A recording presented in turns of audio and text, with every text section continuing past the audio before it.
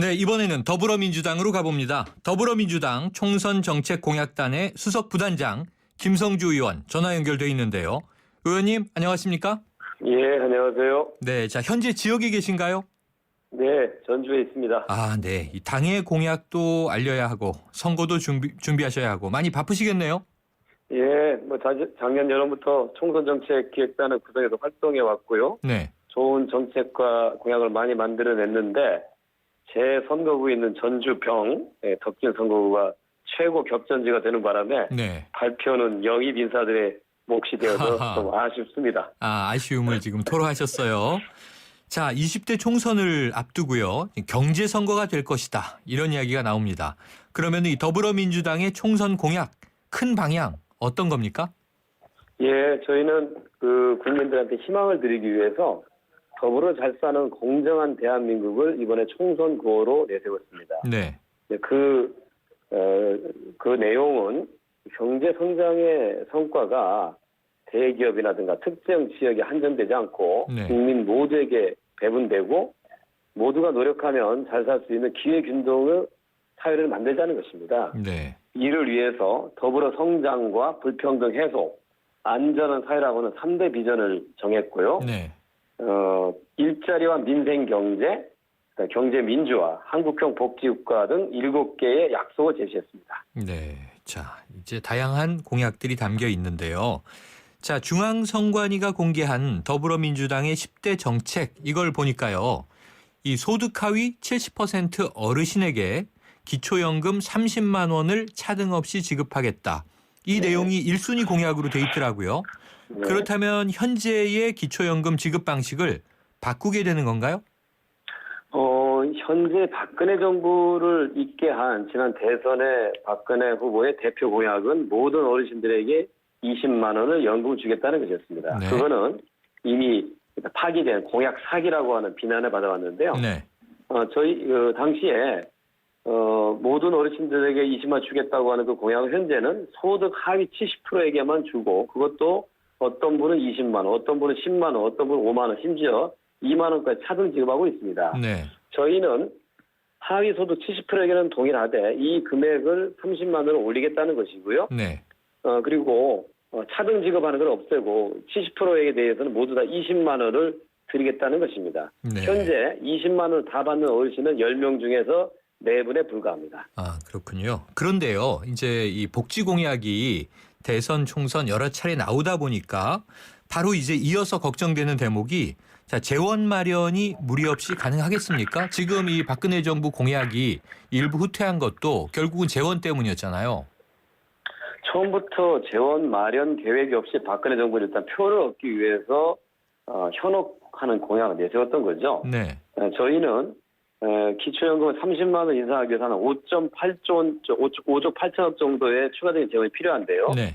이거는 국민들의 세부담의 증가 없이 현재 이루어지고 있는 재정 지출을 조정하고 네. 그다음에 현재 과도하게 낮아진 조세 부담률, 특히 대기업에 대한 각종 감면 조치 등의 왜곡된 조세 체계를 정상화하면 네. 충분히 확보할 수 있다는 것입니다. 네. 저희들은 재정과 복지, 조세 3대 개혁을 통해서 5년 동안 연평균 31조의 재원 조달이 가능하다고 추산해왔고 네. 문제는 공약을 지킨다고 하는 것은 의지의 문제인데요. 더민주는 이번 총선에서 다수당이 되고 내년 대선에서 승리한다면 반드시 이것을 실행하겠다는 것을 첫 번째 공약을 내세웠습니다. 네. 자, 그래서요. 이 더불어민주당이 노인 정책을 1순위로 꼽은 것을 두고 이게 김종인 대표의 생각이 좀 많이 반영된 것 아니냐 이런 이야기도 있고요. 또 이 전통적인 여당 지지층을 겨냥한 이 총선 전략이 아니냐 이런 이야기가 나오는데 맞습니까? 기초노령연금과 장기요양보험제도를 도입한 것은 참여정부였습니다. 네. 저희는 급속한 고령사회를 맞아서 행복한 노후의 준비를 국가가 도와줘야 한다는 것이 기본의 입장이었습니다. 네. 그래서 저희 더민주당은 효자정당을 표방해왔고 그 실천해왔습니다.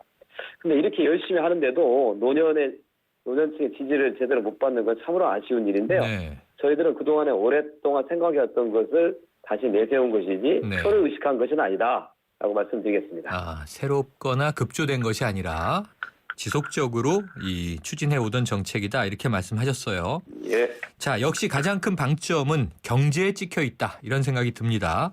그런데 이제 이 김종인 대표 처음에 영입될 때요. 경제민주화님 어서 오십시오 이런 이야기도 나왔었는데요. 네, 예. 김종인으로 이 상징되고 대표되는 경제민주화 구체적으로는 어떤 구현 방안을 가지고 계세요? 예, 일단 모든 정치는 먹고 사는 문제 해결이 최우선이어야 됩니다. 그동안 박근혜 정부의 경제정책은 기본적으로 재벌과 대기업 중심으로만 시행되어 왔기 때문에 네.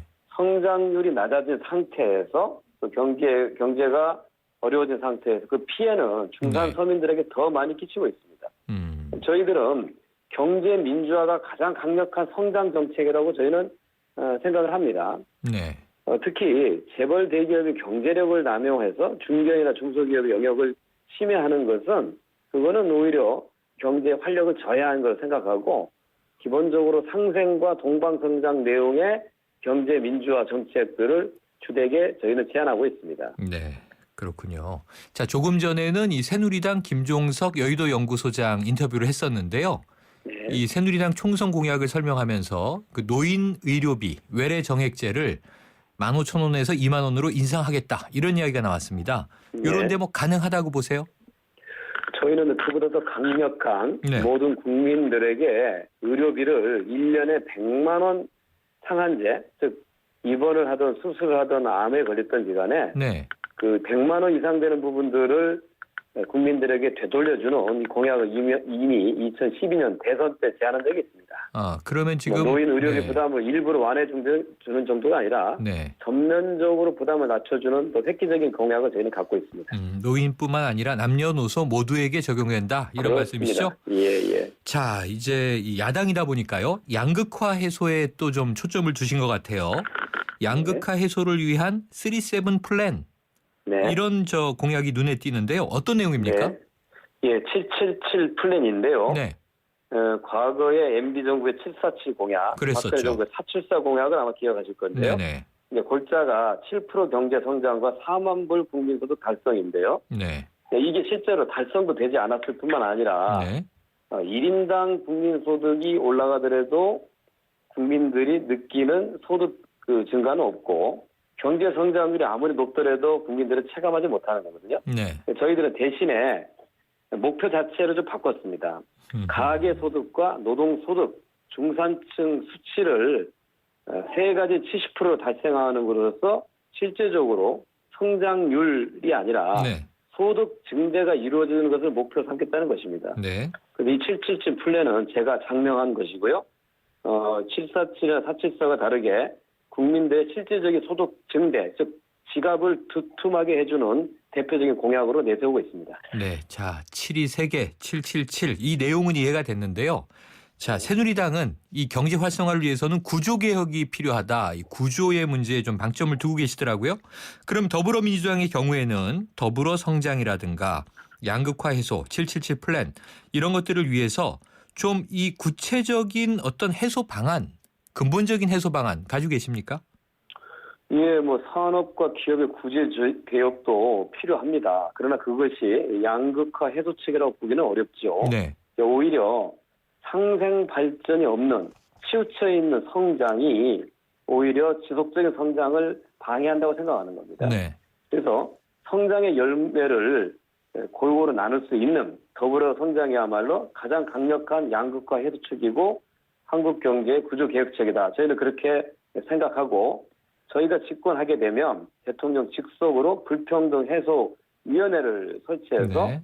양극화 해소를 위한 정부 정책을 총괄 조정하겠다고 하는 입장입니다. 네. 자, 아까 노인 정책은 저희가 처음에 짚었으니까요.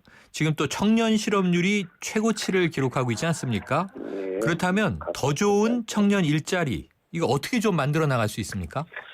예, 청년 일자리는 사실 구조적인 문제인데요. 네. 저희가 생각하는 바에 크게 세 가지입니다. 첫 번째, 네. 공공부문에서 청년 일자리를 만들어내는 것입니까? 네. 경찰, 소방, 교육 분야, 사회복지나 보건의료 분야 이런 데서 공공부문에서 저희가 일자리를 한 34만 개 정도 만들어야겠다는 목표를 정하고 있고요. 네. 또 민간 대기업들 경우에도 공공부문의 실시 중에 청년 고용 의무 할당제를 도입해서 입증한 정도, 저희 목표는 한 25만 개 정도의 청년 일자리를 만들어야겠다는 거고요. 네. 또 하나 중요한 것은 노동시간 단축을 통해서 약 한 11만 개 정도 일자리를 만들어야겠다는 것입니다. 네. 그래서 저희는 아주 좋은 일자리, 청년 일자리 70만 개 창출을 목표로 내걸고 있고요. 근데 문제는 이런 구직 활동을 해도 실제로 취업이 어려운 청년들의 생활을 위해서 청년 구직 활동 지원금, 일명 저희가 해리포터 지원금을 최대 6개월, 월 60만 원 정도 지급하겠다는 계획을 내고 있고요. 네. 또 하나는 청년들의 창업을 좀 촉진하기 위해서 청년 창업 펀드를 만들거나 또는 1인 창조기업을 육성하는 정책을 이번 총선 공약에 담았습니다. 네. 자, 지금 1200조 원을 넘어선 우리나라 가계부채를 폭탄에 비유하고 있는데요. 가계부채 대책 어떻게 세우고 계십니까? 아주 심각합니다. 저희는 이제 3단계 정책을 저희는 세우고 있는데요. 첫 번째가 원금 1,000만 원 이하 소액 처분은 즉시 소각해서 경제활동 복귀를 지원하자는 것이고요. 2단계는 금융기관이 보유한 소멸시효가 지난 죽은 채권에 대해서 관리를 강화해서 금융소비자를 보호하겠다는 것이고요. 구체적으로 매각과 추심을 금지하겠다는 것입니다. 3단계는 개인회생 절차와 금융소비자 분쟁 조정 절차를 재정비하겠다는 것인데요. 네. 개인회생 절차의 회생기간을 5년에서 3년으로 단축하고 네. 현대판 노예제 관행을 시정해서 채무자의 조속한 경제활동 복귀를 강화한다고 하는 3단계 전략을 내세우고 있습니다. 네. 자, 오늘요 나온 보도가 국회를 세종시로 옮기는 내용의 총선 공약을 내려고 했다가 이 충청권을 겨냥했던 것 같은데요. 세종시에 분원을 설치하는 내용으로 축소해서 발표했는데 어떻게 된 경위인가요? 사실은 지난번에 그 세종시를 만들어질 당시부터 논란이 됐던 거는 네. 행정부만 옮기는 게 아니라 국회와 청와대가 같이 옮겨야 된다는 게 있지 않습니까? 네. 저희는 국회가 먼저 모범이 돼서 국회를 세종시로 옮기는 거에 대해서 오랫동안 논의해 왔습니다. 네. 그러나 갑작스럽게 옮겼을 경우에 생길 수 있는 여러 가지 또 문제점도 있을 수 있어서 네. 점진적으로 옮기는 그런 방안에 대해서 현실적으로 채택한 거고요. 네. 저는 개인적으로 전주라서 여의도까지 서울까지 가는 것보다는 세종시에 가는 것을 굉장히 선호합니다. 아마 네. 국회의원 300분 중에 거의 대부분이 네. 서울까지 가는 것보다 세종시에 가는 걸 선호할 거라고 봅니다. 지역구마다 차이가 있겠군요. 네. 오늘 네. 말씀 감사합니다. 예, 고맙습니다. 지금까지 더불어민주당 총선정책공약단 수석부단장 김성주 의원과 이야기 나눴습니다.